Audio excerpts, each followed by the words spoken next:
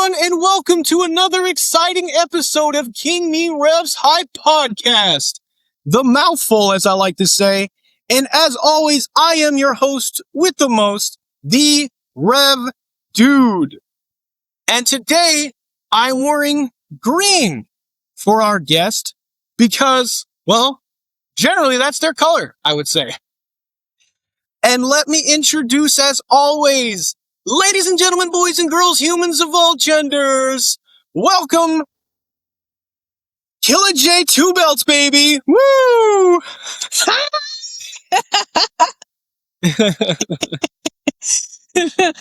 Right? What? You know, very excited to have you on today. I'm wearing your green. I don't know if it's picking up as much as it should be at this point. I don't know why this house is always so fucking dark. But I was like, I'll make sure to wear green today. That's your thing. I have a green jacket. Why not? Smart choice. Smart choice.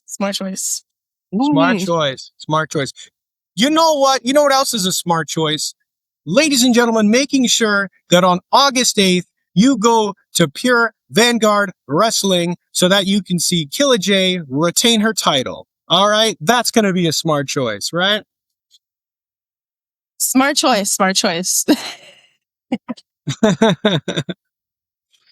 And you know, I've had Nick. I've had Ref Nick Mitchell on the channel. I would say the unfortunate truth is there's 3 promotions that you're associated with that JJ and I have been dying to go to that we have yet to be able to go to. So of course, Green Mountain Wrestling is one of them, just because there's so many people there that we love and respect and adore. Pure Vanguard Wrestling, we definitely need to figure out a time and a place, especially since we were welcomed with such open arms from the group in general. And then PAPW, that's the other one. Those 3 that we've been genuinely want to check out that we haven't gone to yet. That's on the list. It's on the list. And that you, of course, have frequented many times over. And at 2 of them, you have belts, of course, where we get the 2 belts from. But, you know, due to various reasons, it just hasn't worked out so far, especially due to the fact that Green Mountain's only on Sundays and it's in Vermont. And normally there's school and blah, blah, blah, blah. You know, it can be such a crazy thing. And it's wild to think that by the time this podcast comes out, JJ will be back in school, and that summer for JJ ends like August 24th or something. It's kind of a weird thing to think that it's already over. What happened? I don't know what happened at the time, but we definitely need to, not to say we haven't seen you wrestle. We've seen you at many places like Lucky Pro, etc. But the both of us have definitely been wanting to go to those places, and I was hoping to do it during the summer. So maybe I could sneak one in. I don't know. We'll see how it goes, but we're definitely excited to frequent those places. And I know, of course, PAPW is I would assume, I guess I shouldn't be too presumptuous here, but home for you, right? Yes, PAPW is my home. I don't know what took you so long. You should come down to PAPW to check me out. Like, the best. I'm the best there is. I'm the best. I mean, boom, we're got the green.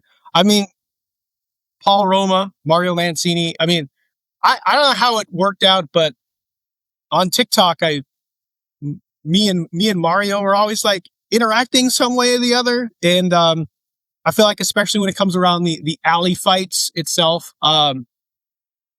he's always sending me something or other. So I've never really talked to the man, but the fact that you've been able to train on their 2 people that have done, I mean, Paul Roma, what hasn't he done? Let's be honest. Let's be real. I have so much respect for the both of them. Tell us about that. What was it like training with them?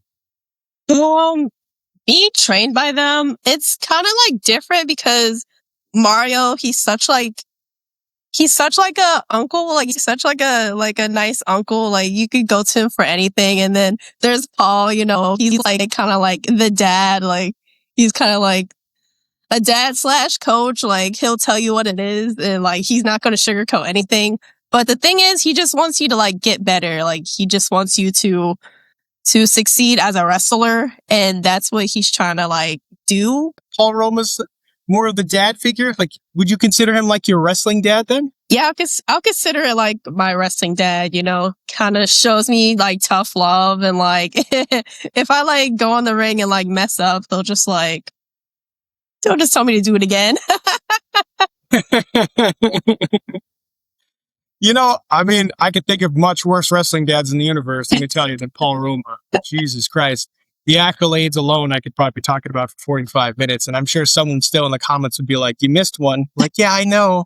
I tried. I'm just going to read his whole page. I'm just going to read Wikipedia. Somebody's still be like, you missed one. I'm like, I know. But yeah, you know, it's great to have that kind of constructive criticism at your back. At least, I mean, personally for me, being someone who came from the military, I genuinely understand the difference between, you know, constructive criticism and actual, you know, just being an asshole. Some people just want to be an asshole to be an asshole. They just want to talk trash or whatever. And that's not constructive criticism. Constructive criticism when you actually want to see someone be successful and you actually give them the insight and the knowledge and know how to do better. So, I would expect no less from a legend like legends like those, like Paul Roma, especially. Oof. What is it that, like, have you always been a wrestling fan? Because I know you're so much younger than me, so I'm curious. Like, were you always a wrestling fan? Like, what got you into wrestling? Oh my gosh, what got me into wrestling? Oh my gosh. um, I would say I started watching wrestling when I was like in 5th grade. Like officially, I started watching wrestling like when I was in 5th grade. The first match I ever saw on TV was actually it was like Layla versus AJ Lee.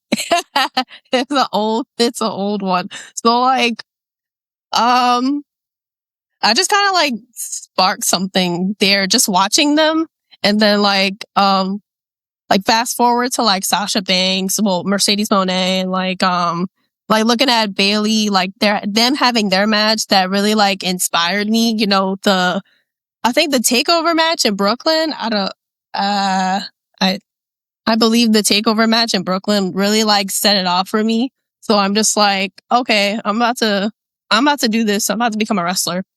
I was like, let me go tell mom real quick so she won't be like freaking out. But like, I told my mom, she was like, yeah, no, you're not being a wrestler. And I'm like, okay. She was like, I'd rather you go to college. She was like, I'd rather you go to college. And I'm like, okay, I'll go to college. Like I went to college for like a little bit, but then I like dropped out because like quarantine, like I can't even focus like on the computer. So I'm like, well, I tried. So now I'm become like a wrestler. So like now I'm like, sorry, mom, I did your way. Now it's my mom. Now it's my turn. Now it's my turn. Right. Hashtag sorry, not sorry. Sorry, not. Right. And I get it. I get it that there was a world before this one where if you went to college, you were guaranteed money. But that world is dead and it's never coming back. So I mean no disrespect by saying it, but I know so many people that have college degrees. They're still working for $20 an hour and they have $200,000 of student debt and they hate their lives. So, you know, not to say that it's whatever about the circumstances, but it's great to know that you came onto the path that you wanted for yourself, because I know I heard it when I was going to film school. There would be so many older people, my grandparents' age especially, going, oh, well, nobody makes money doing that. And I mean, boy, were they wrong, because this was really before YouTube truly picked up to the idea where people were making millions of dollars. And if I could just go back in time and rub Mr. Beast in any of their faces, I gladly would. I mean, there are people who are on YouTube making millions. They've made endorsement deals. They've made billions of dollars off of YouTube. So silly for people to be like, you could never. Oh, yes, you can. Yes, you can, for sure. So what made you pick, you know, the school that you did? So actually, I was looking up schools like in Connecticut, like in my area, and that was like before I even know about the other school, which was TOS. That was like PAPW was like the first one on the Google search. So like I just I just clicked on it and I just like I think they had a website back then. I don't know if we still have a website now, but I really don't know. But I clicked on the website and I contacted like Mario Mancini and I just like kind of went from there. Um I also found like Flash Waller online. I actually found him like online. Like I'm like, oh my god, you're a wrestler. Like, what school do you go to? And he told me like all about it, and I was like, oh my god, I kind of want to sign up and like do it. So That's great. Shout out to the Flash. What a talented guy that is. We could be here all day on that one. But knowing that he is lobbing those softballs to get more people in the door, that's great. He's also super young. I feel like I'm 100 years old now. So, I mean, did you learn who they were when you got there, or did you like Paul Roma, for example? I mean, if you Google search that guy, you're going to see a million things. So, did you look them up and see who Paul Roma was beforehand, or did you figure it out on the fly? It was kind of both. Like I kind of like did my research before I like signed up. Like I kind of like knew who Paul Roma was. I known of him. Like I know he was like in the WWE, but like I haven't really like studied his like matches or anything. But like when I saw him face to face for the first time, I was like, oh, he looks like a pretty big deal. So, and then with Mario, like I honestly didn't know who he was. So when so I think the first time I like met him, like he pulled up a match, like it was him versus the Undertaker, and I'm like, oh my god, you fought the Undertaker! Like the Undertaker's first match ever was Mario Mancini, and I was like, oh, so you're a low key legend too. But if you meet Mario, the first thing he's gonna tell you, like, I think when someone like signs up, he'll tell you the same story. He'll be like, I'm one of the top 10 losers of WWE. I'm like, oh my gosh. And then this whole like story about how he like, how he was like, oh, I'm going to teach you how to bump because why? Because, I was the top 10 losers of WWE. Nobody's going to teach you how to bump but me. I'm like, oh my God. Every time someone tries out, he just says the same thing. And I'm like,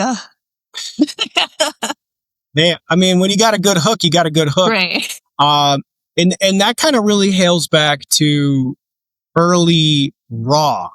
A lot of people wouldn't know now looking at the product, but the first couple of years that Raw existed, it wasn't the same product. It really was the names that we know very well doing squash match after squash match after squash match. They would just have, enhancement talent, as they say, going out there and making the stars look good. It took them a few years before they finally actually started having like real stories and real feuds in the same way that we would know it today. Like honestly, I feel like if most people would go back to the first years of like Superstars or Raw, especially, they wouldn't really recognize the product, quite frankly. They'd be like, what? Who are all these random people and where do they come from? Right. So, and some people don't understand like the dynamics. Obviously you would because you're in the business, but so many people wouldn't understand the dynamic of them just having that type of, enhancement talent around and making everybody else just look so much better. It's really what it comes down to. So I guess in the idea of for Mario, he really knows how to make the talent look good, right? Really knows how to put him over. So, and someone's got to do the job, guys. Someone's got to do that job. That's what it comes down to. Not everybody can go and have a super long streak at WrestleMania. So, shout out to Mario for that, for sure. It's a great hook. How was training for you? Was it how? Because I feel like so many people, especially being someone who's done it myself, I feel like there's so many different aspects to it that people don't comprehend at first, and like maybe someone can talk but they can't run, someone can run but they can't bump.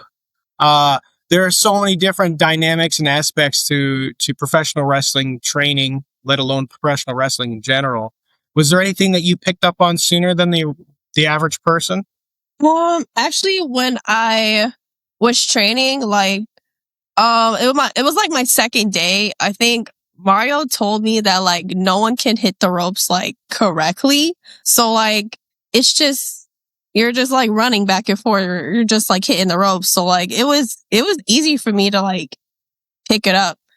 When I like first ran the ropes, he was like, "Wow, you can run the ropes pretty good." And I'm like, "Yeah, it's pretty it's pretty easy. You're just like you're just running." um Just, I think the hardest thing for me to learn, like as like like a rookie back then, was like bumping. Like I kept like landing on my head a lot, so people were like, "Oh, you got to oof. tuck your chin." I'm like, I'm tucking it, but like I just don't know. I just kept hitting my head every time. I kept hitting my head every time, but that was like the worst. That was like the worst thing I've learned so far. Was just take a bump. Like every time, it just hurts, but it gets easier. I promise. Yeah. Your back learns how to tolerate it. So, um, Yeah. which I haven't told anyone this. I don't think uh people know about it, but like 5 months in my training, I did tear my ACL. So like it kind of like hindered me like from like training. I was out for like 8, 9 months, and like I was pretty sad because like I tore it by like doing just an up and over, like which is very common um for people who are like training and wrestling. Like just one wrong move and then it's just over. So like I was out for like a pretty long time just by an up and over. Right. Yeah. And that's something, because I'm 40, right? So when I was telling people that I was going to go to wrestling school, almost all of, I call them the normies, people who don't know jack about wrestling. They've never watched it in their life. All the normies were like, "Well, couldn't you get hurt?" And I was like, "I'm definitely going to get hurt. What are you talking about?" And they're like, "Well, what do you mean?" I was like, "Listen, it doesn't matter what you're doing in this business. You're going to get hurt at some point. The idea is to hopefully not get hurt, but I don't know a wrestler who hasn't got hurt in some way at some point in their career, whether it's training or otherwise." So they thought I was even crazier, knowing distinctly that I was going to get hurt and I was still going to do it. So kudos to you to go through something that tough right away and to come back from it. And now you got two belts, right? There could have been a different universe where maybe you listen to somebody who's like, "Oh, well, you were there and you got hurt. It's time for you to give it up. Clearly it's not for you." And you didn't do that. So kudos to you is what I want to say for going through those struggles. And how difficult was it to get back in the ring after that time? It was it was extremely difficult because like well, the recovery time sucked. It was like I don't wish this on my worst enemy. If even if I had an enemy, like Right. I don't wish it on anybody because Right. it was just like mentally, like it was just so tough. Um just to like get up every day and then like try to like walk. It was just very like hard. So when I like got back to like train, it was still kind of hard because I didn't know like certain things yet because I was like still training when I like got the knee injury. So like I would say like certain things like a quarter roll was hard for me. Even like I still couldn't like do the up and over because I had that mental block. I had like a fear of like tearing it again. So like that kind of like hindered me from a lot of things and a lot of abilities. So like it's like now me like today, like of course I have two belts, but like I'm still kind of like in that mindset a little bit. Like, maybe I shouldn't do it. Maybe I should do it, but I don't know. It's just, I feel like you never really get over that mental block because it's always going to be in the back of your head. Like, you're going to get hurt again. So, yeah. Right. Of course. You know, it's not like you sprained your ankle and you're out for a week. Like, you had to go through something that anyone would have. I mean, most people would have quit. So the fact that you didn't is huge. And I've seen people come back from injuries and they're back in training and their timing is all off, and it's frustrating for them because they were at a certain level before and now they have done nothing for a while and they're back down, and it's difficult for the mind especially to just be like, we can't be exactly where we were. We got to get back up to that. And then, like you said, there's going to be some times where you're hesitant, right? Maybe I'm not going to try that move again. And who would blame you? Who would blame you? So, but yeah, kudos to you for to be able to just, roll with the punches and get back out there. Definitely have to, that seems like one of those, try not to use names here just because I've had a recent conversation with somebody who just got back from their injury. And I feel like that's just something that's ingrained in them now, like you, right? Something that's just that moment's replayed in their head maybe 1,000 times at this point, and they're just like, I can't believe. And it comes with life. Honestly, it really does. It comes with life. There's not a thing in life you do, physical, mental, etc., that you couldn't pick apart and go over 1,000 times. So, kudos to you though, honestly. So for someone that went through all that stuff, when did you when did you feel comfortable in the ring again? Like, was it shortly after that? Did it take some time to feel comfortable after your injury? It's still uncomfortable for me to like do certain things, even though I play a bad guy, I'm still like kind of like insecure in myself. Like, it's like a lack of confidence a little bit, but I'm still learning how to like balance it between like my character and my actual self. Like, I just know when I step out that curtain, I just know that I'm Killa Jay. I'm the character. So like, I'm a sassy assassin. I'm just like, screw y'all, shut up. I just gotta know how to like turn it off and just finally like, I'm like, now I'm starting to like be more like out of my shell a little bit. I feel most people can like tell by like the way I'm moving in the ring. Even like Paul said it, like Paul recently gave me a compliment. He said, I like the way you're moving now. And I'm like, thank you. He was like, yeah, about time. And I'm like, wow, thanks. Appreciate it. But yeah, I'm always going to have that like kind of like insecurity a little bit. Like, I think I'm doing too much, or like, even in the ring, I'm like, oh, am I smothering someone too much? Do I need to back off? Like, do I need to talk some mess to the crowd? Like, I don't know. Yeah, it all comes with the territory. Mm-hmm. And I can definitely say it's something that I enjoy about your performance, because you really do switch it on. Like, you as a person and then your character, like there was a when I had met you, I was kind of blown away. I'm not gonna lie. When I had first met you and actually like talked to you, I was like, holy shit, because you get in that ring and you have that aggressive style and you're just like a bulldog ready to rip someone's head off. And then I've been able to talk to you and you're such a nice person. So I'm just like, you got me. You got me. You genuinely got me. I can say that much. Mm-hmm. You almost seem like a totally different person. Like, did you the twin sister? Where did the other one go? So kudos to you, honestly, once again, to be able to do that, right? To be able to flip that switch and to get to that place. I know. It's funny. Do you have like a mindset?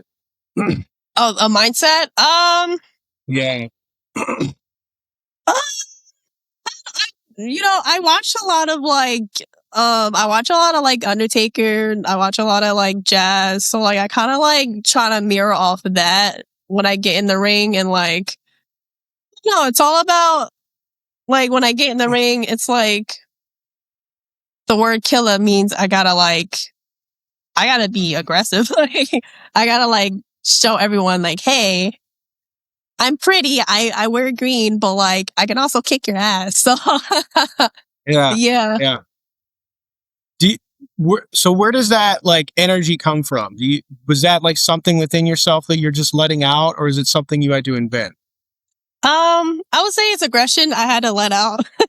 I feel like for me, like personally, like I'm, kind of quiet. I'm like, yes, I'm very nice. People said I'm too nice, which is okay. Like, but yeah, I'm just like a cool, calm, collected person, like outside. And then like I know like once I get in the ring, like I know that this is like my dream I want to like pursue. So like I gotta go like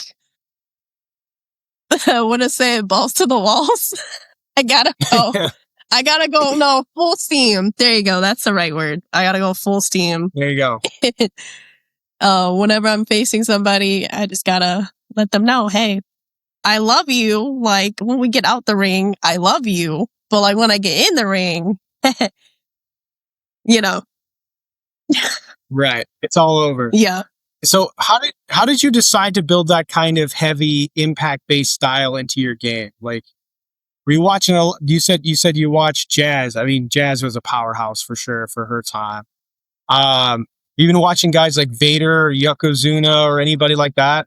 I'm starting to watch more of Rick Rude a little bit.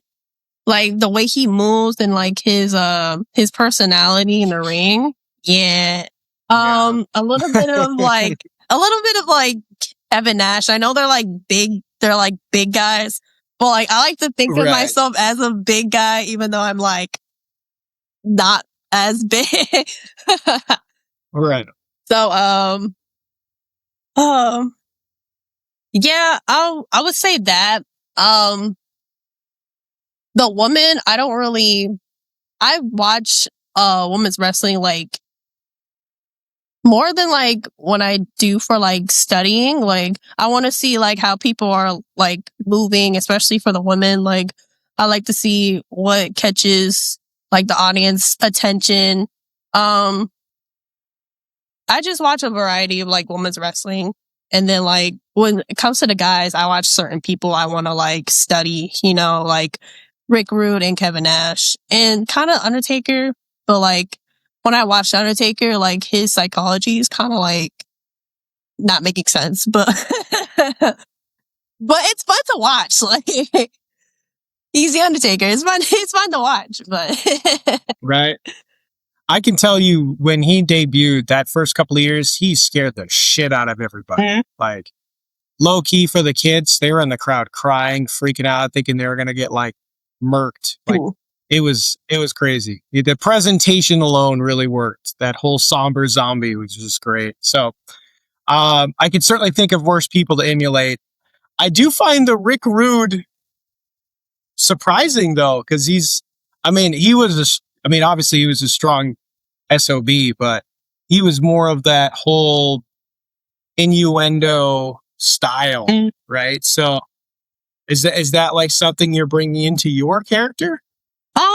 Pretty much. I'm trying to like work more like on my character more because like I know I'm not like as athletic. I'm not like I don't do all the like flips and tricks and stuff, the jumps. I mean, here and there, like, I could do like a few like jumps. Like I could jump off the top rope. That's all I'm gonna give you. But as far as the 450s, I don't do that. And I know Rick Rude doesn't do that. It works. He works the character. Like I just want to like watch certain people that works the crowd and like has like a gimmick that I kind of want to like work towards that. Yeah, it makes total sense. I mean, he was great, character driven, and he had and so many wonderful matches. fortunately passed away before his time, as they would say, especially with that horrible back injury. But you know, for his time and place, he was pretty fucking incredible. Let's just say it that way. So it's a great guy to learn from. I was just curious as to like which aspects you're stealing. You're learning from this guy, right? You're just, and I think everyone does it. Everyone does it if you are smart, right? You're a student of the game. For someone who's never seen you wrestle, how would you describe what a Killa Jay match feels like? I would say intense, kind of like fierce. I'm kind of like a little brat sometimes, you know. I got to like, I don't know, I gotta like shout, but even though people can't hear me, you know, I just, I would say fierce, intense, someone that wears green a lot. So, yeah. Is green just your color? Yeah, I love green. Yeah. Don't worry, I'm trying to branch out to different colors. I'm getting there, but like, I mean, you got the orange on, so that's cool. Orange is my favorite color, so I feel like we traded. yes, That's cool. I'm wearing yours, you're wearing mine. You even got the nails. I like the nails. Thank you. Yeah, no, definitely intense. Like I said, you know, I've seen your in-ring presence, and I'm just like, all right. I feel like when I talk to if I try to talk to this lady later, you're just gonna want to eat my head off or something. And then you're just so sweet. I was just like, holy shit! All right, this is not where I was going. But obviously, we adore your work, or I wouldn't have been bugging you to come on the channel, right? So it makes sense. So you were named 2025 Female Wrestler of the Year for PAPW. What did that recognition actually mean to you when you heard about it? I was actually surprised, but at the same time, I wasn't, because I was like the only girl that was actually like working hard. Like, no offense to like the other people that got, you know, nominated, but I felt like, to me, I was really like the girl, the wrestler, the women's wrestler girl of the year, to like actually like just make a name for myself for PAPW and be like the face of the women's division in PAPW. Yeah, that meant I was like, yeah, I'm not surprised, but like at the same time, like, thank you. I appreciate it. But Right. Yeah, it's good to be recognized for your hard work and dedication and sacrifices. And I feel like we're in such it could be a tumultuous business, because it's difficult at times to be able to talk about yourself without sounding like you're trying to bury everybody else. But then again, it's kind of your job to bury everybody else. So it's like, you know, it can, the politics and such are just go over my head at times. But you know, if you put in the work, so you deserve the recognition for that work. And to be fair, you know, something that I've said ever since I was a kid, when I was playing baseball and my brothers would get all the awards, even at a young age, 5, 6, 7, 8 years old, I realized, well, my brothers were putting in more work than me. So if I wanted to be able to get those awards that they had, I should put in that work. Granted, I was too busy trying to watch more wrestling, so I really didn't care. But you know what I mean? I'm gonna not lie on that one. Kind of works out now. But at least I was conscientiously aware that, hey man, it's up to me to go get it. So if there's somebody else out there who wants to go get it, no one's stopping you. No one's stopping you. And an injury, a horrendous injury like you had, didn't stop you. You still went out and achieved anyway. So let's talk about your recent like rivalries. Is there anybody that, maybe we could start with PAPW since we're already there, your recent, especially anything that stands out, like special moments for you, either in or out of the ring over the last, you know, maybe 2012, last 2 years, let's say. favorite rivalries? I would say when I was starting out, like, there was just Skylar. So it was me and Skylar a lot, fighting at PAPW because we were like the only two women in the facility to fight each other. I would say me and Dajay Simone, like she's a close friend of mine. People get us confused because we look alike, but I don't see the resemblance. I mean, I just don't see it. But people say, "Oh, are you guys sisters?" Like we're just like, yeah, yeah, all right. But we just like Kane and the Undertaker are brothers, right?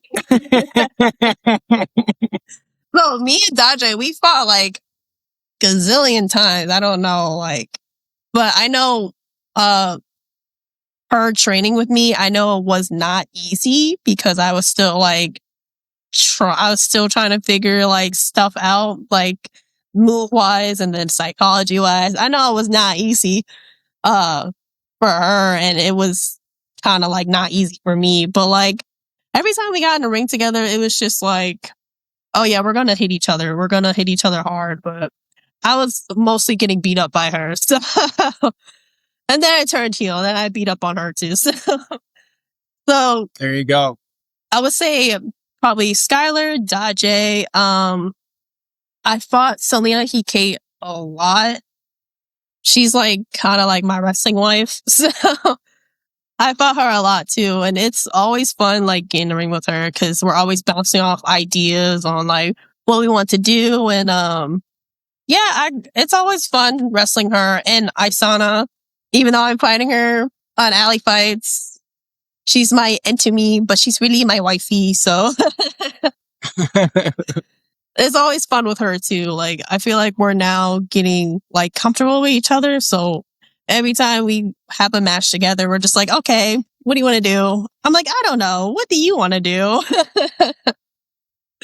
So it's always like a good feeling to fight like similar people who are, you know, who knows your moveset, who knows like what you're gonna do. And it's always a blast. I would say Nessa Ferrari, like she's really getting out there. Like I'm so proud of her. That's my baby. We're having like we're having good matches too. I train with her a lot, so she kind of knows what I do. I know what she does. She does the high flying stuff. I don't really like that. So right. Mm-hmm. I mean, it gives it the diversity, Yeah, you know, to have that type of stuff. I love that you hit all three that I had on my list. I was definitely going to ask about Nessa, Selena, and Isana, especially because I saw Nessa last night at WFA. And Selena is just a beloved person in this household. So always love to talk about her. And she's all over your Instagram too, if I'm not mistaken. So it makes sense to. Yep. And then Isana was on the podcast at one point talking about all this stuff. So it's great to hear that you especially feel like you're developing yourself and you're doing it alongside the rest of these wonderful women, because we just need more women's wrestling, and there's a limited number of women who actually want to get in the business. So for any ones that do, I hope to encourage them to keep going, is what I'm saying. Because if we learned anything from NXT, is that American audiences treated women poorly for generations and they deserve better. So I hope we continue to treat them better the way they have always deserved to be treated. So it's wonderful to hear that, you know, we're all working together for that particular end. So, you know, especially with talents like Selena. I love Selena. I love Johnny. They are JJ's wrestling aunt and uncle, and hopefully Johnny gets on the men soon, because we miss seeing him knock people around. Talk about a big guy. That's a big guy. All right. Yeah, he is. But he's a big dude. He's so sweet. Oh my god. He's so sweet. The fact that he like is always like, hey man, make sure you text me when you get home. I want to make sure you're safe. Mm-hmm. I love you too, Johnny. I love you too. So he's a great guy, man. He's such a great guy. The both of them are amazing. Yeah. So looking back so far, do you have any like standout favorite match or moment with any of these, lovely ladies? I would say with Daje, it's so funny because we were tag teaming at TOS one time against Selena and Nair Robles, and it was funny because we went to do a double knocker and we didn't even talk about what we were gonna do, like we were gonna have our hand up, we were gonna just tap shoulders when we do it. So when we went to do the move, uh Nair had me, and then I think Selena had Daje. So when they did the double knocker, I put my hand. I think I didn't put my hand up. I just went for the tackle, and then Daje put her hand up. So I ran into her elbow, and I just got a black eye, and I'm just like, ow, that really hurt. So I went out the ring, and I was like, ow, my eye hurts. So I went in the back, and I was like, dude, you gave me a black eye. She was like, what? And then it just got worse. By the time I went home, it was just black, and I was like, "Oh my god!" that was kind of I wouldn't say my favorite moment, but it was something to remember because that was my first black eye I got in forever, my first black eye. Yeah, it can be rough going to a job the next day and looking like you got beat by a stick or something. So I did go to work the next day. No one said nothing about it. They just no one said nothing about it, which was good, but I wanted someone to be concerned for me. So no one was concerned for me. So I was like, okay. Man, that makes me have too many questions that we couldn't answer anyways. So, and I'm just kind of low key laughing because I guess if the two of you ever wanted to do a sister thing, you would be able to do it without anybody questioning it. They would just go along with the program. So, if you wanted to do a whole sister angle, or you wanted to make some kind of we're cousins or something, you get the whole family going. That could work out. And then you could be you could even throw that in at one point. You'd be like, and you gave me a black eye. I thought we were partners, it'd be great. How dare you? So I just watch too much Shawn Michaels where he accidentally switching music the wrong person in the face all the time, and then that's why they hate him. That's early 90s Shawn Michaels. Have you seen that DX segment that he was super kicking everybody? It was funny. Oh, yeah, yeah. Stan, it's the early Tommaso Ciampa, right? Just switch it. I'm gonna kick Stan. I'm gonna kick. Boom. Just keeps going. I mean, I guess here's the first one on the Rev Dude bingo cards, guys. I'm gonna say it, and I probably shouldn't, but Shawn Michaels is one of my all times, to the point where my son's name is Sean Austin. I named him after Shawn Michaels and Stone Cold Steve Austin because I'm such a mark. So yeah, I'm such a mark for that stuff for sure. But I mean, to be fair, when my son was born, I was 16, so I wouldn't have known better anyways. Also, it sounded really cool. That's what my ex let me pick it, Sean Austin. So it works out. Who are your favorite wrestlers? Okay, the long list. I would say the first one, John Cena. There's Undertaker. There's Jazz. There's The Rock. There is Bailey. There's Melina. She was a favorite of mine. Natalia, of course. Yeah, that's about it. I thought it was going to be a long list, but it's not. Boom, got me. Yeah, I mean, and Natalia's still going. She keeps reinventing herself, ready to looking and it makes sense. She's got the lineage, right? She's got that in her blood at this point. So, it's kind of hard to dispute any of that stuff. The Undertaker, though. I feel like I've heard his name on many people's lists, and it makes sense. I mean, he's been around for so long. that how could he not be influential on many people? There's so many people that have definitely, Mike Grasso is one of them, Gunnar Moody's another, especially, that both of them very much credit The Undertaker for the whole reason why they even got in this business to begin with. So it's next time somebody says Undertaker, I'll add your name to that list as well. Anyways, what I was saying is that basically I was just healing it up and talking about the idea of you people need to worship this woman. You should thank God every day that she's even allowing you in your disgusting eyeballs to witness her grace and beauty, right? I think you're just kind of going off on a tangent, but I love that's the same similar energy there. Like you better cheer for me anyways, you bastards. What about your match coming up with defending your title? You excited for this? Are you ready to smash and keep your belt?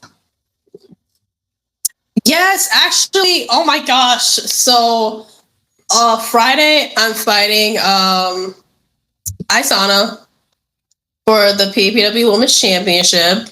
And then Saturday I'm fighting someone JC Black. She's from Florida. I'm very excited to work with her because I met her previously a while back last year, I believe. No, it was this year at another promotion, and she was right off the bat. She was a cool girl, and I was like, oh my gosh, I hope we work together one day. You're really cool. And then that same day, I have to go to OWR that same day. So I have to like double shot, which is like, I never did that in a while. So like, pray for me because I'm going to be tired. I'm going to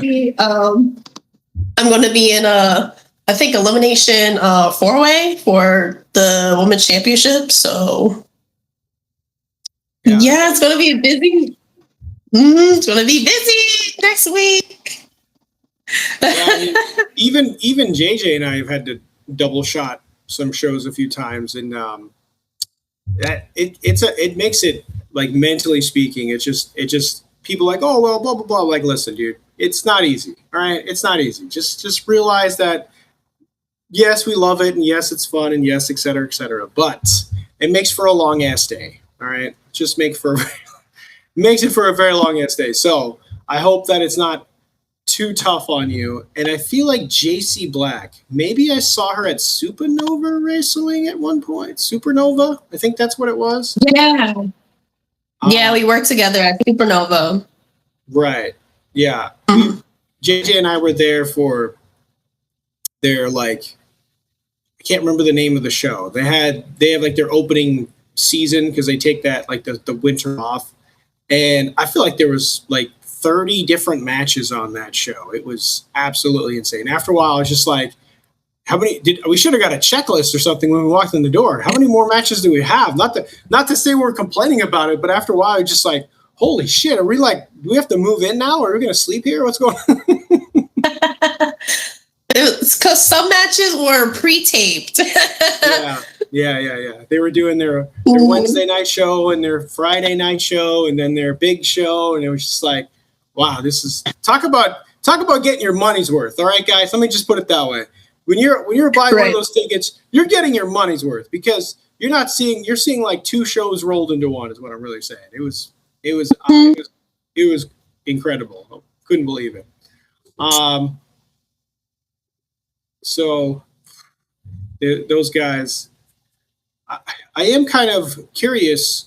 So you said the double shot, you're going to go off, and what was the other promotion? I'm sorry, that you're going to do that. OWR, Outcast Wrestling. I think Outcast Wrestling. Yeah, that's Outcast Wrestling. Yeah, it's another one that's on the list that we haven't gone to. I made a pretty long list, and I feel like it's kind of crazy. Just because there's so many wrestling promotions. Nobody ever believes me when I say it, but there really is, guys. If you come to New England, we have so many wrestling promotions. There are like entire states that have like 3 wrestling promotions, and then New England has like 700. It's out of control. It's okay. We're so spoiled, guys. We're so spoiled. Right. How do you, and this is a great segue here, but how do you balancing your wrestling life with everything else?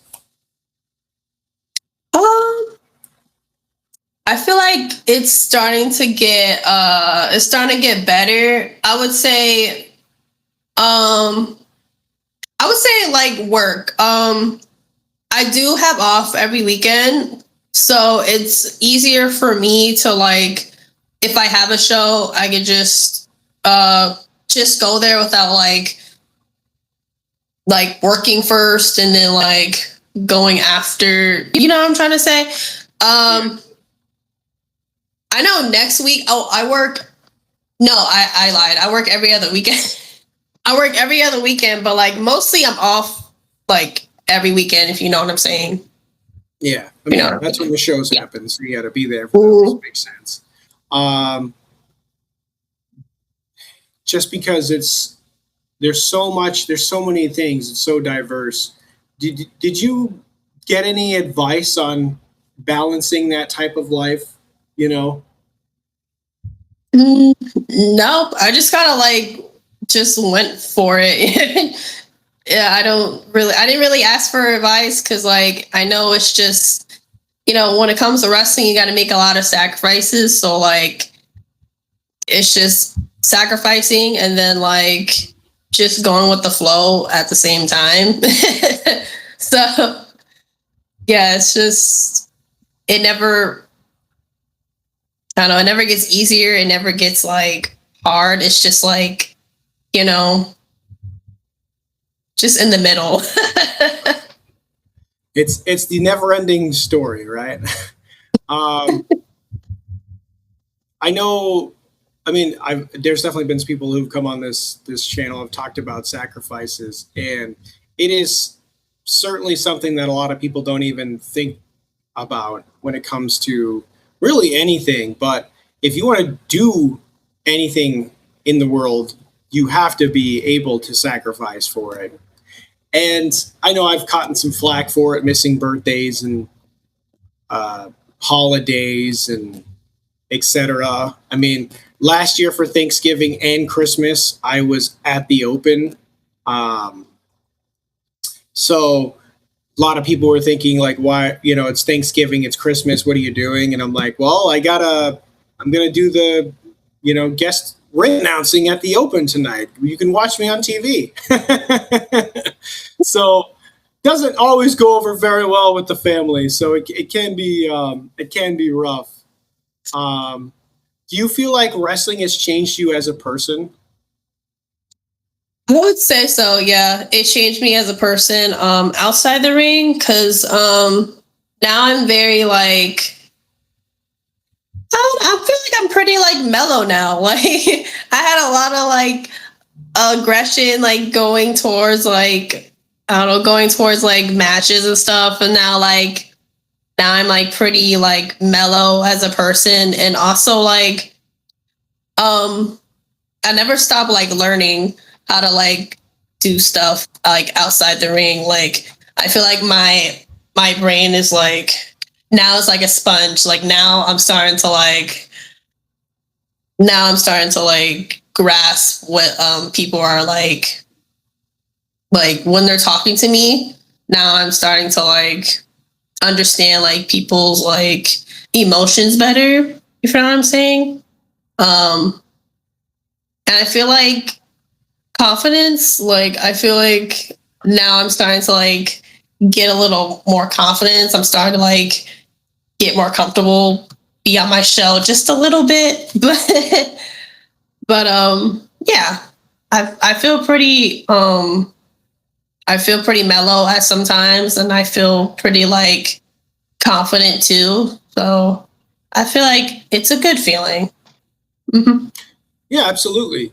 I mean, you get in the ring, you perform in front of all of those people, and it makes sense if it changes you and it changes your mindset, changes your psychology, changes the idea that, maybe yesterday you weren't as confident, but now that you've been doing something like this, performing in front of hundreds of people on a regular basis, that it translates into other things, and it can boost your confidence in the rest of the world, you know. And it's also great to find something you love and to actually know that you have it.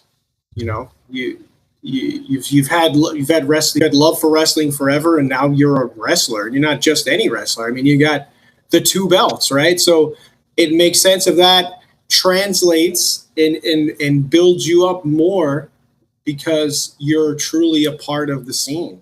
And kudos to you for that, right? I know I've definitely seen some. I mean, not to. I'm definitely not going to name names here, but I've definitely seen plenty of wrestlers who go out there and in front of the camera, they're the cockiest asshole you've ever seen. But you get them out in the real world and they're like afraid to talk to people. And it's like, holy shit. It's kind of mind blowing to see that kind of transition, to see that translation of processes. And it's almost like not too bad of an idea if you could start taking the lessons you've learned in the ring and bringing it outside of the ring and vice versa. And the idea of knowledge, I mean, knowledge is certainly power, and being able to be coachable, especially in something like professional wrestling where you have to be coachable and you have to learn new things all the time. I mean, that can easily translate into the real world as well. So then you become a student, and then you just become a student of life, not just of wrestling. So sounds like you're opening yourself to new possibilities out here, which is great. What do you think? Like, you talked about college and stuff. What were you gonna go to college for? I'm curious. I was gonna go to college for communications. I thought I was gonna play out in wrestling, but like, yeah, I thought I was gonna like play out in wrestling. Like for me, like I just had a different mindset, like going into communications, and then like how's that gonna like, how was I gonna juggle it? But like different mindset back then. I was pretty like, okay, I have to go to college, so I have to graduate college, and then I have to be like a wrestler, just follow my mom's plans. But yeah, I failed one class of communications. I'm like, I'm done. I was like, it's not for me. I'm done. I did essays. I even went to like the tutor that helped me, and I still failed the class. I'm like, damn it, you know what? I'm done. It's over. What do you? I always look at things because maybe I've watched too many movies myself, but I always am curious, what would my life be like at this point if I did not do X, Y, Z? So where do you think you would be if you didn't join PAPW? Oh my gosh, what would I be? You know, fun fact about me, I was actually in a technical school, and I was in dental school.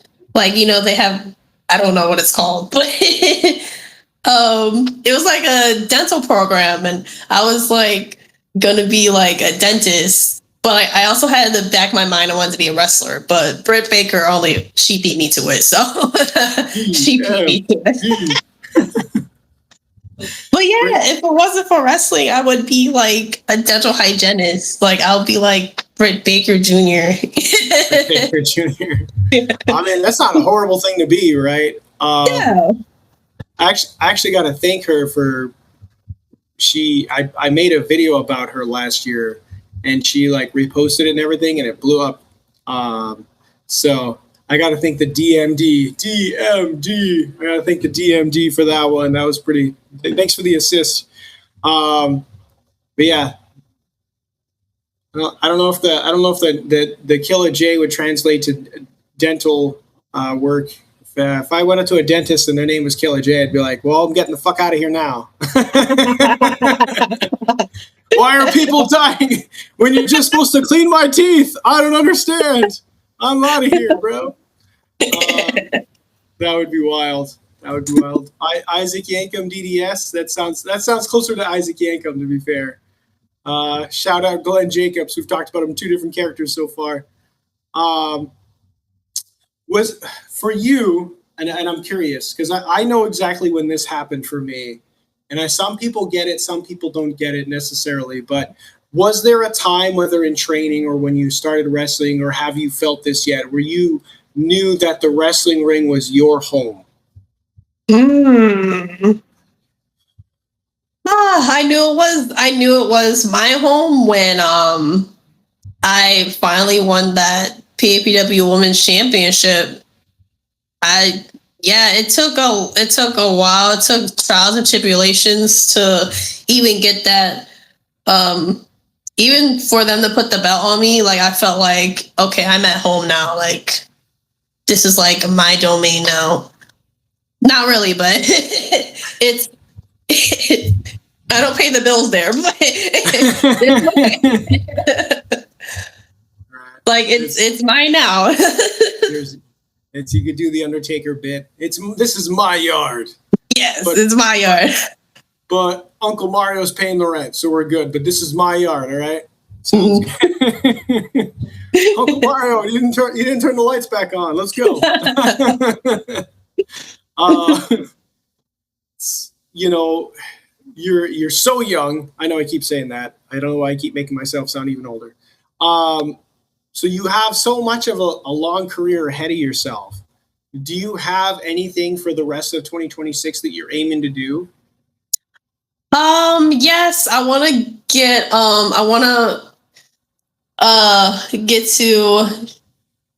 Well, I actually have been to New York. I need to like go do more, go network more in New York, and like I kind of want to like make a name out there, and then I would love to get on Wrestling Open, but I know I gotta keep showing. I gotta keep showing up. I gotta show face. You know, go back to training. Go back to training there. I would love to be on Wrestling Open. I would love to go back to Green Mountain because the crowd is amazing. And they bring back Delme XO, and then Kayla Lopez, Selena, of course, my fave. But I would love to get in the mix with them. I feel like that's about it so far in 2026. I mean, those are good goals. It is August 1st as of recording, so it's not like you have all year or anything. So it makes sense to have the goals. And being on the Open's huge. Selena just made her Open debut. She's been wrestling Nessa for 2 weeks in a row, so great on that. Kudos on that.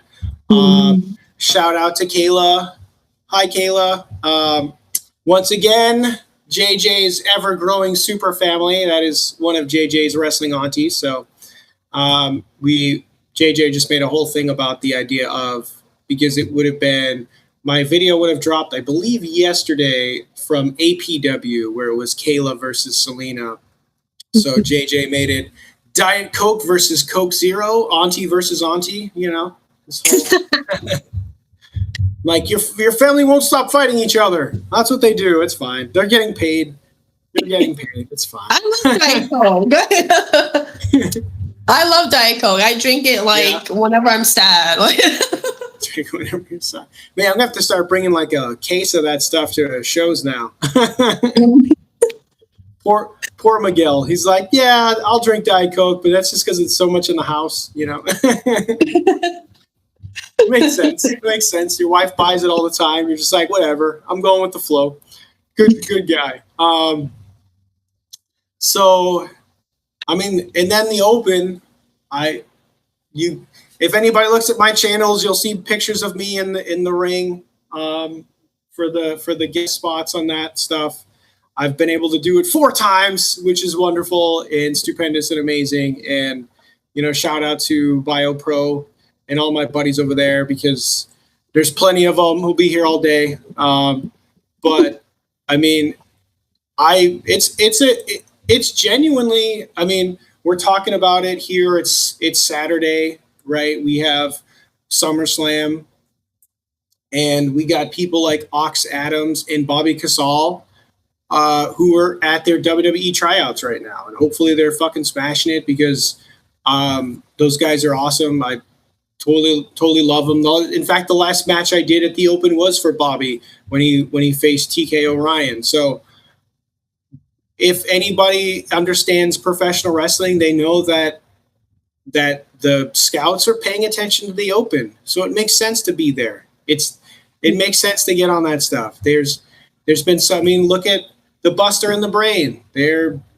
in AEW now. Like, we could look at Aaron Rourke, he's NXT. Look at Ricky Smokes, he's NXT. Like, look at Santi Rivera, right? He's NXT. It makes, Evolve, he's definitely going to move up the card, I'm sure, very soon. But it makes sense to want to be on the Open when, is there another independent wrestling company that runs every Thursday forever?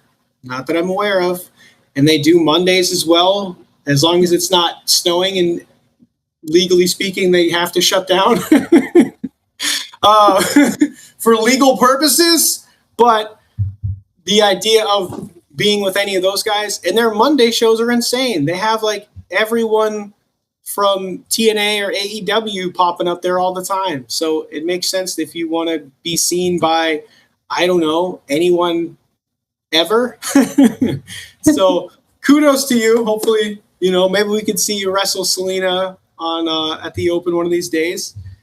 And JJ and I can pop by. And if I get to do it, I'll wear the green jacket for you. It'll be even better. Yes, wear it. I'll wear the green jacket for you. Right.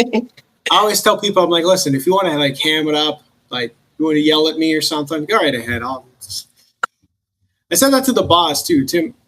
We had Bosby on the channel, and he was like, "Man, I like you, but if we're in person, I have to be mean to you." And I'm like, "Yeah, I'm part of. You could tell me my podcast sucks. It's fine. You can it's on your podcast, and you sucked. You could have done better." But like, you hurt my feelings. Cool. It works. I get it. We're all part of the same team. It makes sense. So, do you? And my brain goes there. Maybe I should have pulled your Instagram back up.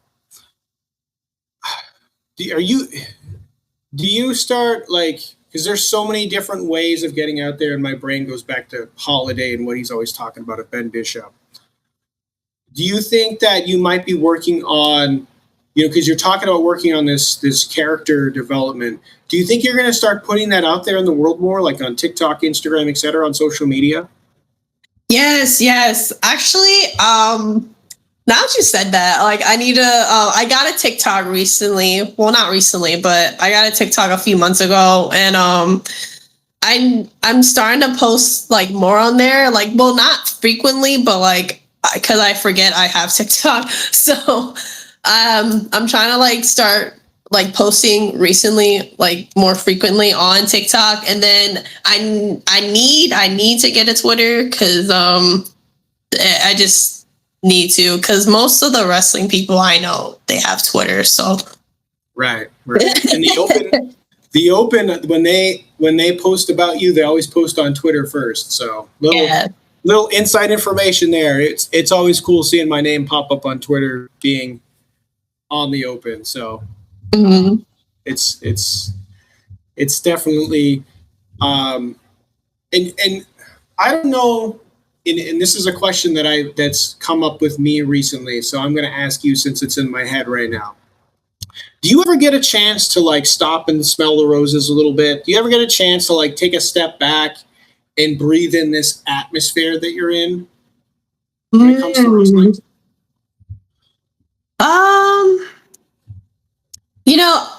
I haven't really did that. But now that you said it, I'm gonna do that. I'm gonna just step back and like look at the atmosphere, because I feel like I do that kind of sometimes, but it's just my head just be rushing. Like every time I step out of the ring, my head just be racing on like certain stuff. But yeah, I should really start doing that. I should really start doing that. The idea of stopping and soaking it all in, right? You've worked really hard to be where you are, and the idea of inflection, you know, something that I personally feel that's great for confidence and that I do for myself is I actually will stop and just take a step back for a minute and think of where I am now and compare it to myself from yesterday, right? Because that's the real person you're fighting against. You're not really fighting against anybody else but yourself, and I believe that. And my yogi would say that, right, Mister Diamond Dallas Page. He says it all the time that you're not. Don't worry about anybody else. Everybody else is nonsense. Worry about who you were yesterday and who you want to be tomorrow. And for instance, and I'm gonna say it, and then maybe I'll clip this out and I'll drop it later. But my channel, my whole wrestling career, etc., just turned 1, and I've been getting all kinds of alerts from YouTube, etc., about how my channel just turned 1 years old and all that stuff. And it makes me. I put some videos out from that first show in Chaotic that I went to, and it's I feel like as you progress in anything, it's wonderful to take a step back and am I where I want to be today? Absolutely not. But how far I've come in the last 12 months, it's pretty good. The fact that you're here, I'm excited that you're here. I'm happy that you're here. I genuinely enjoy seeing you in the ring. The fact that a year ago I couldn't have just asked you to hang out with me on a Saturday, and now I can. I take that as like a sense of pride. You know what I mean? I do. I really do. I love the fact that I get to be able to talk to so many different professional wrestlers and wrestling professionals from all over. And I would just say to you and to anyone else who's listening at this point, don't ever think that you can't take a breath and just look how far you've come, because 4, 5, 6 years ago, you weren't at 2 belts, right? 4, 5, 6 years ago, you weren't the professional wrestler you are. And you've come a long way, and you should be very proud. So, food for thought. And hey, guys, this is the Hype fucking podcast. If I'm not hyping up my guests, what the hell am I doing? Okay. So let's get that hype going, baby. Woo! Right? Hyping up. Hyping you up. There you go. That's step 1. You got to do it. And do you have any thoughts on what I just said? Maybe I should pause. Pause for the cause. No, you're absolutely right. Like, just step back and like reflect on like where you've been at like last year, like how I've been last year, and then how I am this year is a huge difference, huge change. And I'm just gonna continue to get better and better, and then like blow myself away year after year. Can't wait for that. Right. Now I got that Akon song "Blown Away" in my head playing right now. Guaranteed to get blown away. All right.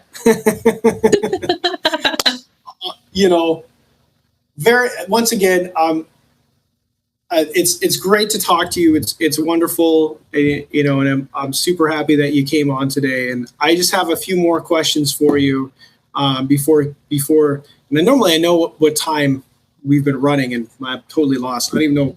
Put my phone away. An hour and a half is pretty good. Let's say that. You talked about a New York expansion. You talked about, are there promotions that you've been kind of looking at or maybe going to move into over there?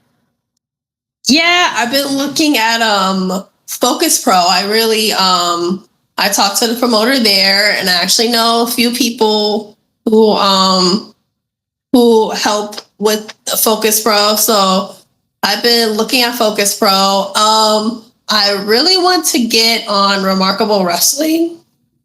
Remarkable Wrestling. I think there's Victory Pro Wrestling. Am I saying that right? Yeah, Victory Pro Wrestling. I want to get on there and just make my way back around like certain promotions that I want to work with again, like Green Mountain and I think that's Green Mountain. I thought I had more, but no, I didn't. I mean, and I'm actually no, go ahead. I'm actually going back to Supernova Wrestling next month, so I'll be there. But yeah, I just want to just branch out, get more exposure, and just like make my way back to certain promotions I want to like build with. I feel like those are really good companies that I want to like build off on. Right. And I gotta you queued it up, so I gotta shout it out. I know Victory Pro Wrestling. Amity LeVay is the women's champion. She's got a big match coming up, a fatal 4-way. Another one of JJ's aunties, guys. I know I'm gonna just start. We're being adopted by everyone. It's fine. It's fine. So shout out to Amity, and I hope it all goes well for her and her upcoming title defense. I know that it is with Calypto, who is very much a friend of the channel. Nat Castle, who's very much a friend of a channel. And at one point was very much willing to fight people so that she could become a wrestling auntie. So we'll have to look into that. And there's been plenty of great, wonderful talent down there at Victory Pro. And oh man, I feel like this needs to be on the bingo card. You said Focus Pro. Their big show. They have a big show coming up tomorrow. We're very much excited to go to that, especially to see Mike Grassa one-on-one with Richard Holiday. Mike Grassa and Katie Prescott are JJ's wrestling parents, so we love to support them anytime we can. And with such a huge match like that, I wouldn't want to miss it for the world. They took the day off of work and everything, and making sure we're going to be there. And I will gladly miss SummerSlam to see Mike Grassa do this match any day. Not to mention Evan and Kyle and DC and Brian. Brian Bayside's my boy. Everybody knows Brian Bayside's my guy, man. I love this guy. So if you haven't seen the video, back and see when Brian gave me his sunglasses. That was a lot of fun last week at APW. So it would be cool. It'd be cool to see you over at those spots. Victory Pro, we've yet to go to, obviously, because it's not in New England, it's outside. But we know plenty of people who are always down there. So it's one of those expansion lists. Every once in a while, I think to myself, well, if I were to go on a road trip, where would I go? And it's at the top of the list for sure. And so those are great promotions. Sounds like you've been really scouting your stuff, and I love it. And, they have Focus Pro especially has its women's division. So currently their champion is Stephanie Lander, who is going to be in a triple threat ladders match with Gypsy Mac and Izzy Moreno, everyone's favorite BFF. And we are definitely pulling and hoping that Izzy comes away with the gold this weekend. I think it'll be. I mean, not to say I'd put money on it, but we're definitely hoping. So, Izzy, you're great. We love you. She's a super nice person too. She's always willing to give us her ear. So, it would be cool to see you in the mix with the rest of those wonderful women who work very hard. Well, anywhere, but yes. Fingers crossed. Fingers crossed, right? Fingers crossed. Are we going to see you tomorrow? Are you going to go to the show? Honestly, I didn't know they had another show, but I'm gonna try to make my way down there. So definitely try. Nice. Wonderful. Great to know. So we got, Medford. They will be at the Medford American Beer Hall for I think it's doors open at 7. I think that's what it is. Well, to be fair, the place will always be open, but physically being allowed to go into the wrestling area, I think, is 7. So let me just put it that way. Everything else is open because it's a giant monstrous building. So they're still selling their other stuff. which is going to be interesting. It's going to be interesting. I really, really hope the best for Mike. I love that guy. Mike, I love you. Katie, I love you. So, always got a shout out to the fam, right? And apparently we're related to everybody now. So, good job, JJ. So yeah, those are some great paths that you hope to take, and we definitely hope the best that you can be able to fulfill your wishes in this world. I feel like we've really just been shouting. Normally, I make sure people shout out their stuff, but just let's do it anyways. Where can people find you? Where can people? Because I want to put this out. Yeah, oh my gosh. My Instagram, that's Killa Jay. If you want to follow me on Facebook, it's just my name, my real name, Jada. Whoops. Didn't know. So Instagram, Facebook, TikTok, Killa Jay. I'm going to start posting soon, more videos soon. And I'm going to get a Twitter. Probably, I'm going to download it probably today. If I forget, then remind me, Rev Dude. Hey, download Twitter. But Killa Jay, all social medias. Nice. I love it.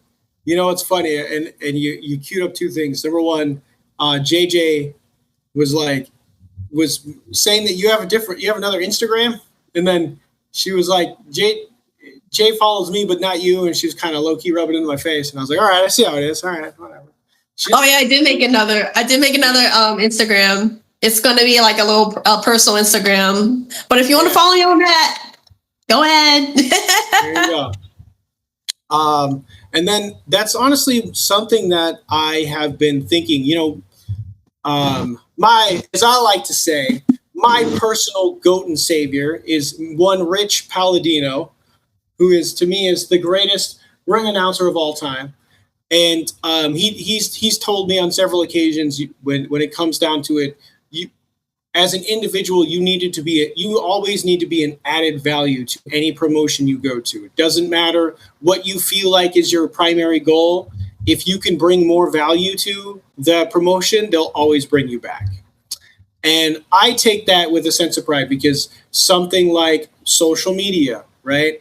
I feel like I could very much have the added value of going to a promotion and helping people get their social media off the ground. Very much, in my opinion, getting people from A to Z, because it can be a daunting task. It can be, just it's a lot of work. It's genuinely a lot of work. It's not easy. And then managing it can be really tough. I use an app and a /website so that when I post one time onto that app and it shares on everything at the exact same time to make my life so much easier. I literally have JJ's Instagram set up for like the next 4 years, where every holiday she already has something that's going to post.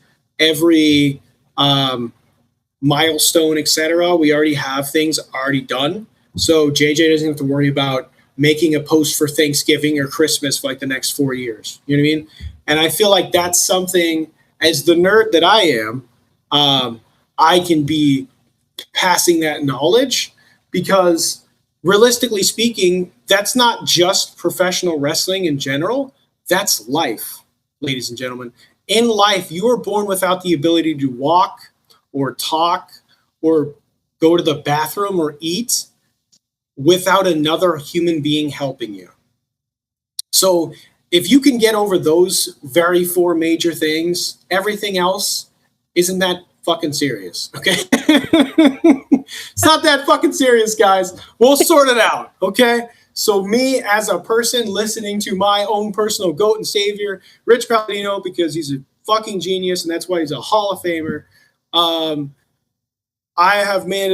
I've literally made a laundry list of things I can do, and I will hand to a promoter and be like, here's a menu, pick what you want, and I don't care if you don't pick any of them, but pick what you want, And I feel like that's something.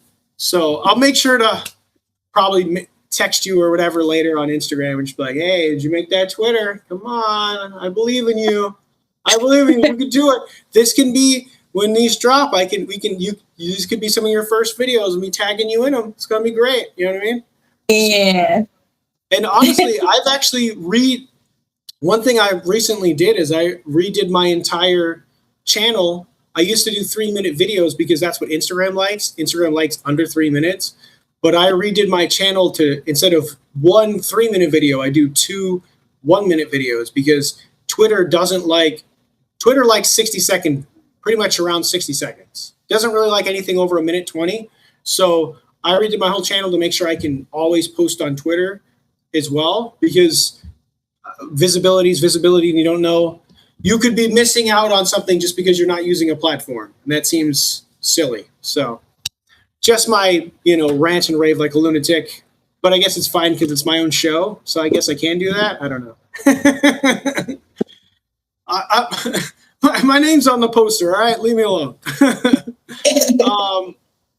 So yeah, great to hear that you'll expand. I mean, you could also make a Facebook page for Killa Jay instead, so you don't have to worry about rando people trying to add you as friends. Yes. Those are good. And I always tell people, if you get the opportunity, get an LLC, because then anything you do wrestling related is a tax write-off, and then you don't have to always eat the cost for everything. So old man words. I'll stop there. I don't. This doesn't need to be a financial packet or whatever, but it's just the just food for thought there, guys. So we told them where we could find you. We told them what a match is like, but how about we tell the audience exactly why they should be watching you? Why should they be following you? And why should they show up? Why they should be watching me? Yeah. Why you guys should be watching me is because, not to toot my own horn, but like, I am the Sassy Assassin. I am Killa Jay, Killa Two Straps, and I prove it in the ring. Literally putting belt to ass, literally. Cause it's just an atmosphere. It's just a different atmosphere when I step into the ring and when I step outside the curtain. Like, of course, people like, they cheer me, whether or not boo me. I don't know what they do, but it's just, I'm gonna be making waves. I'm gonna be making headlines. I want to branch. I want exposure, and I feel like I'm off to a good start. Just not only like having 2 belts, but I'm off to a good start of like just dropping like content like frequently and just making a name for myself. And I feel like, as right now, I feel like I'm pretty dangerous. Pretty dangerous. There you go. And ladies and gentlemen, I can tell you from very much experience that Killa Jay is intense. Let me tell you, it's a treat. It's a special treat to see a Killa Jay match and to see, what you do in the ring. So that's my opinion. And once again, it's my show, so I can say all the fucking opinions I want. Ha ha! In your face. Oh man, I really can't wait to get out there and start seizing this fucking world up, my friends. It's gonna be a blast. All right, let me tell you. Oh, well. With that being said, I have as I like to say, run out of questions for you. But I do once again genuinely want to say that I appreciate your time today, because I know that, especially in this business, nothing comes easy, and that we all have things to do.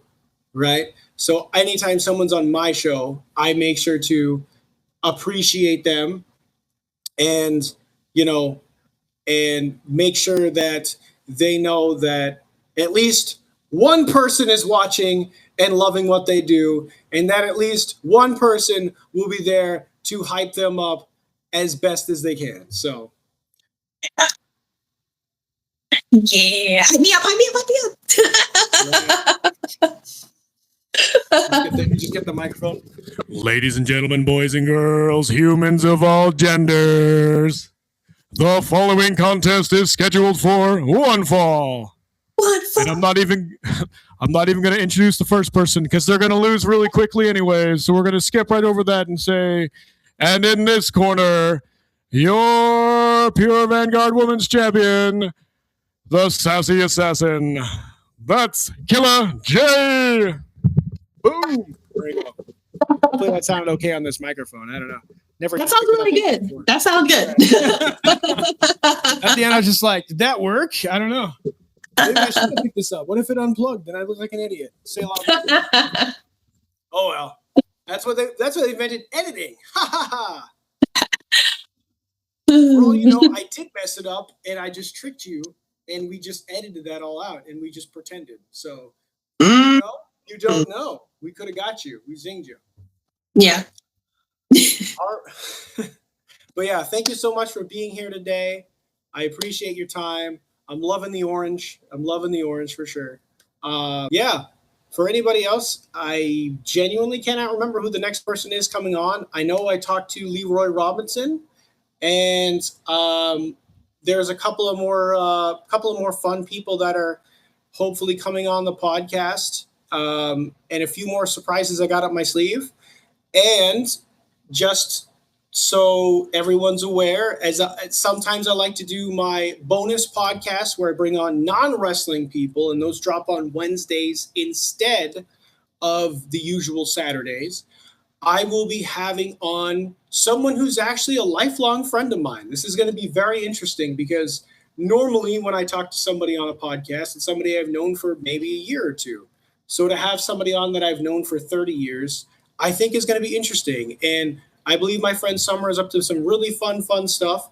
And I think that people are going to be interested in what she's doing out there in the world with all of her little endeavors. So I don't want to spoil the surprise, but I did want to put that nugget of wisdom because that episode will be dropping very soon in regards to this one, I would say. So, but yeah, thank you so much. And I guess for all the audience guys, we will see you next time. Peace. Bye.